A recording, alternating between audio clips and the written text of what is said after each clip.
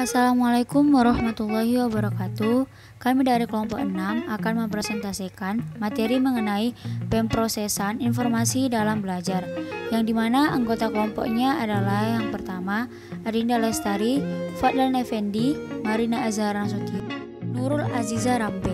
Yang pertama adalah pengertian pemrosesan informasi dalam belajar. Teori pemrosesan informasi merupakan teori belajar kognitif yang menggambarkan pemrosesan, penyimpanan, dan pengambilan pengetahuan dalam pikiran. Informasi terus-menerus memasuki pikiran kita melalui atau merasakan. Sebagian besar informasi ini segera dibuang, dan kita mungkin tidak pernah menyadarinya. Di sini kita akan membahas tentang konsep sensasi, atensi, persepsi, dan memori. Yang pertama, sensasi. Sensasi berasal dari kata sense, artinya alat penginderaan yang menghubungkan organisme dengan lingkungannya. Sedangkan menurut Omrod, sensasi adalah kemampuan orang untuk mendeteksi stimuli di lingkungan. Bila alat-alat indera mengubah informasi menjadi impuls-impuls syaraf dengan bahasa yang dipahami oleh otak, maka terjadilah sensasi. Sensasi adalah pengalaman elementer yang segera, tidak memerlukan penguraian verbal, simbolis atau konseptual, dan terutama sekali berhubungan dengan kegiatan alat indera. Fungsi alat indera dalam menerima informasi sangat penting. Melalui alat indera, manusia dapat memahami kualitas fisik lingkungannya, memperoleh pengetahuan dan kemampuan untuk berinteraksi dengan dunianya. Yang kedua, atensi. Atensi berasal dari kata attention yang artinya adalah perhatian. Atensi adalah pemusatan pikiran dalam bentuk yang jernih dan gamblang terhadap sejumlah objek stimulan atau sekelompok pikiran. Pemusatan atau focalization kesadaran adalah intisari atensi. Atensi mengimplikasikan adanya pembagian objek-objek lain agar kita sanggup menangani objek-objek secara selektif. Hal ini sejalan dengan pendapat Santrop. Atensi adalah mengkonsentrasikan dan memfokuskan atau memusatkan sumber daya mental. Yang ketiga, perception atau persepsi. Berasal dari kata perception yang artinya tanggapan daya memahami atau memahami sesuatu. Slameto mengidentifikasi persepsi sebagai berikut. Persepsi adalah proses yang menyangkut masuknya pesan atau informasi ke dalam otak manusia. Melalui persepsi, manusia terus-menerus mengadakan hubungan dengan lingkungannya. Hubungan ini dilakukan lewat indera, yaitu indera penglihatan, pendengaran, peraba, perasa, dan pencium. Persepsi merupakan tanggapan yang dihasilkan dari pengamatan.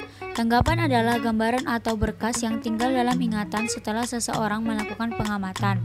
Tanggapan ini akan memberikan pengaruh terhadap perilaku belajar siswa. Pendapat ini mengandung makna bahwa dalam proses belajar mengajar akan timbul suatu tanggapan dari siswa. Tanggapan ini akan mempengaruhi perilaku siswa selanjutnya. Dengan kata lain, tingkah laku siswa dalam belajar ditentukan oleh bagaimana tanggapannya tentang objek atau sesuai yang diamatinya. Keempat, memori. Memori atau ingatan adalah retensi informasi. Para psikolog pendidikan mempelajari bagaimana informasi diletakkan atau disimpan dalam memori, bagaimana ia dipertahankan atau disimpan setelah disandikan, dan bagaimana ia ditemukan dan diungkapkan kembali untuk tujuan tertentu di kemudian hari. Menurut Siono, ada 3 macam sistem penyimpanan ingatan. Yang pertama, memori sensori atau sensori memori. Suatu sistem mengingat stimuli secara tepat sehingga dapat berlangsung analisis persepsi. Di sini, proses berlangsung selama 3-5 detik, masukan utamanya dari penglihatan dan suara.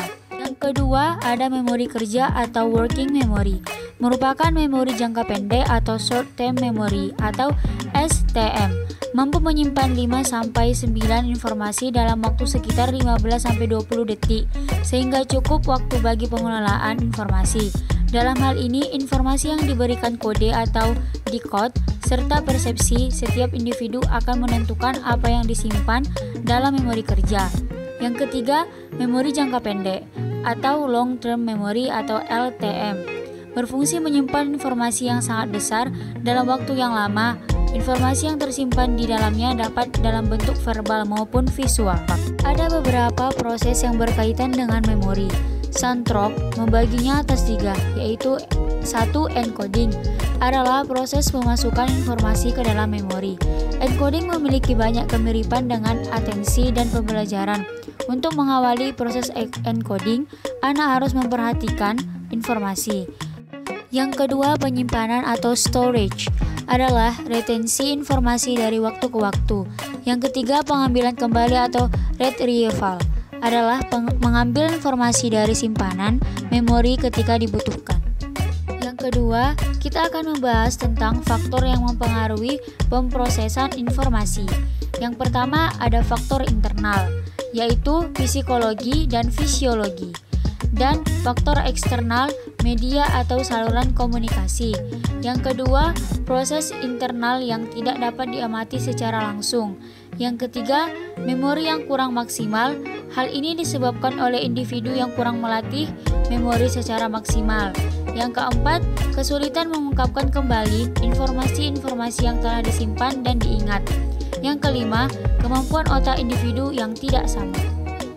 Ketiga, kita akan membahas tentang pemanfaatan pemrosesan informasi dalam belajar.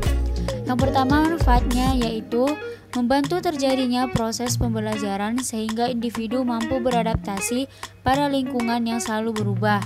Yang kedua, menjadi strategi pembelajaran dengan menggunakan cara berpikir yang berorientasi pada proses lebih menonjol.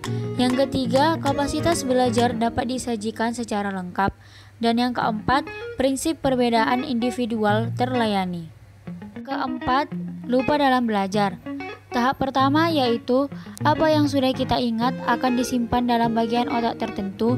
Jika materi tersebut harus diingat namun tidak pernah digunakan, maka karena adanya proses metabolisme dalam otak, lambat laun materi tersebut akan terhapus dalam otak yang membuat seseorang tidak dapat mengingatnya kembali.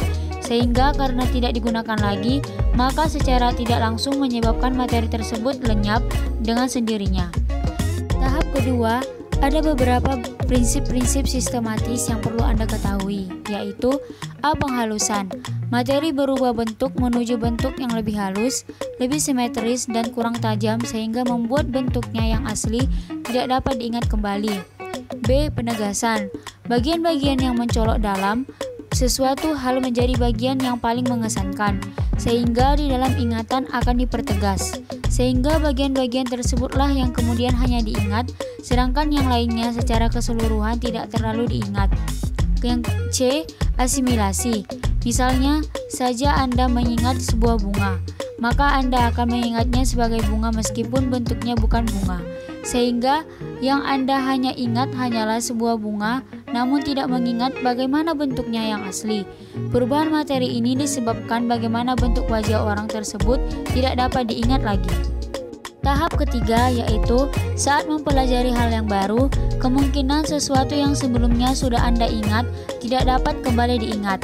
Dapat dikatakan, jika materi kedua hal yang menjadi penghambat untuk mengingat kembali materi pertama sebelumnya. Hambatan seperti ini yang dinamakan dengan hambatan retroaktif.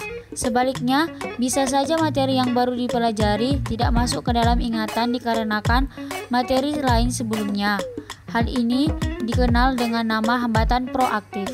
Tahap keempat, ada kalanya saat seseorang melakukan sesuatu disebut sebagai represi. Peristiwa yang menakutkan, mengerikan, menjijikkan, dan sejenisnya tidak dapat diterima hati nurani, yang membuat peristiwa tersebut akan sengaja terlupakan bahkan tanpa disadari. Selanjutnya, faktor penyebab lupa. Yang pertama, gangguan konflik antara item-item informasi atau materi yang ada dalam sistem memori siswa. Yang kedua, tekanan terhadap item yang telah ada baik sengaja maupun tidak. Yang ketiga, perubahan situasi lingkungan antara waktu belajar dengan waktu mengingat kembali. Yang keempat, perubahan sikap dan minat siswa terhadap proses dan situasi belajar tertentu. Yang kelima, materi pelajaran yang telah dikuasai tidak pernah digunakan atau dihafalkan siswa. Dan yang keenam, perubahan urat saraf otak.